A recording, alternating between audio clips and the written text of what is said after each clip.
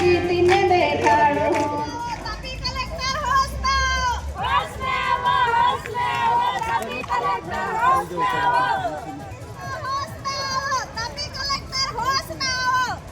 જીતીને દેખાડો.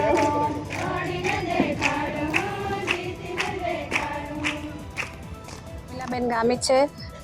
અમે ગત દિવસોમાં અમે 2024થી આ લડાઈ લડતા આવ્યા છે અને ગત દિવસોમાં પણ અમે અહીંયા આવેદનપત્ર આપીને ગયા હતા કે જે જેટકો કંપની દ્વારા અમારા બાજુ જે વીજના થાંભલા નાખવામાં આવ્યા છે, થાંભલા નાખવાની તૈયારી ચાલી રહી છે અને જેટકો દ્વારા આજે અમને થોડા દિવસ પહેલાં 2-3 દિવસ પહેલાં જ અમને નોટિસ આપવામાં આવી હતી, પણ એ લોકોને એટલી ઉતાવળ આવી ગઈ કે આજે ત્રીજા દિવસે જ એ લોકોએ મિટિંગ ગોઠવી નાખી છે.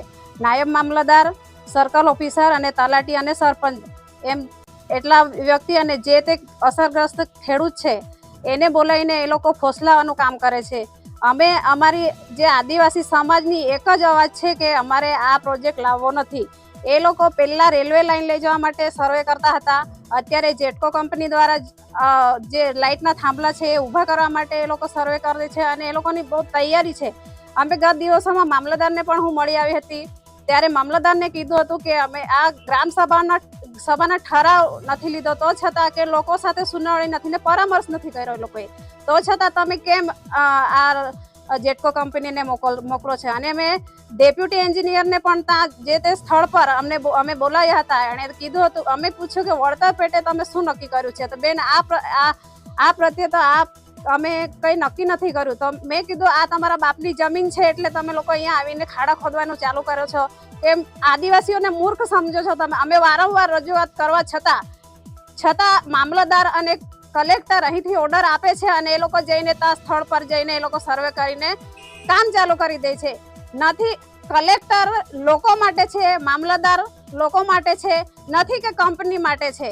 અમે વારંવાર રજૂઆત કરીએ છીએ, તો છતાં આ નફ્ફટ અધિકારીઓ છે કે અમારા જે લોકો માટે અવાજ ઉઠાવવાનો છે, એ લોકોએ પ્રશ્નોનો જે એ કરવાનું છે તે એ લોકો નથી કરતા અને કંપનીને સાવરવાની કોશિશ કરી રહ્યા છે. આજે અમે જેટકો દ્વારા લોક સુનાવણી રાખી હતી ગામમાં, ત્યાં અમે હાજર નથી રહ્યા, અમે જે તે અસરગ્રસ્ત સાથે, અને કલેક્ટર નીચે નથી આવતા કે નથી અમને ઉપર જવા દેતા, એટલા માટે અમે જે લાઈન છે, વીજ લાઈન છે એ અમને નથી જોઈતી. અને જે રેલવે લાઈન જાય છે એ સર્વે કર્યું છે એ પણ આવવાનું છે, નક્કી જ છે. અને 8 ઇન્ડસ્ટ્રી છે તે તાપી જિલ્લાની અંદર એ લોકોની લાવવાની હિલચાલ ચાલી રહી છે ને નક્કી થઈ ગયેલું છે. એ પણ અમારા વિસ્તારમાં જ આવવાનું છે, નથી કે બીજાના વિસ્તારમાં. કેમ આદિવાસીઓને જ કેમ ટાર્ગેટ કરો છો તમે? સિટીમાંથી એક થાંભલો નાખી જાઓ, તમને ખબર પડશે. નહીં તો પછી તમે અધિકારીઓ તમે અહીંયાથી ઓર્ડર આપતા છો તો તમારા ઘર પર મુકાવો. એવું હોય તો અમે જે તે આદિવાસી સમાજ જે પશુપાલન અને જમીન સાથે જોડાયેલો છે, જમીનમાંથી જે તે એનું જીવન નિર્વાહ કરે છે અને જીવી રહ્યો છે વર્ષોથી, અને બાપ દાદાની પેઢીથી એ જમીન અમે કરતા આવ્યા છે. અહીંથી ઓર્ડર આપે છે અને જેટકોવાળા જઈને ત્યાં ધામો નાખી દે છે, એ અમે કદી ચલાવી લેવાના નથી. આગળની રણનીતિ અમે હવે કોઈ પણ કંપની વાળા અધિકારી આવે કે પછી નાયબ મામલતદાર આવે કે મામલતદાર આવે કે કલેક્ટર આવે, કલેક્ટર એ અમારા માટે છે, કંપની માટે નથી.